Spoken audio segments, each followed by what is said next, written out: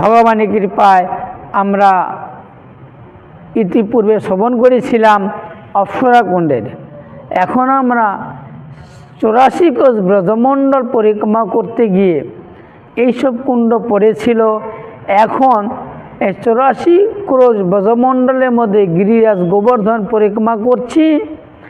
এই পরিক্রমা করতে গিয়ে এখন আমাদের পড়ছে, মনে করুন আমরা গোবর্ধন পরিক্রমা করছি, এখন আমরা চলে যাচ্ছি জ্যোতিপুরায়। জ্যোতিপুরা ঢুকতে একটি কুণ্ড পড়ে, সে কুণ্ডটির নাম হচ্ছে সুরভি কুণ্ড। অর্থাৎ ভগবান শ্রীকৃষ্ণ যখন গোবর্ধনকে ধারণ করেছিলেন, স্বর্গ থেকে দেবরাজ ইন্দ্র সুরভি গাভীকে নিয়ে এসেছিলেন ভগবানের অভিষেক করবে বলে। সেই সুরভি গাভী যেখানটায় দাঁড়িয়েছিল ওই জায়গাটায় দুগ্ধ স্খলিত হচ্ছিল।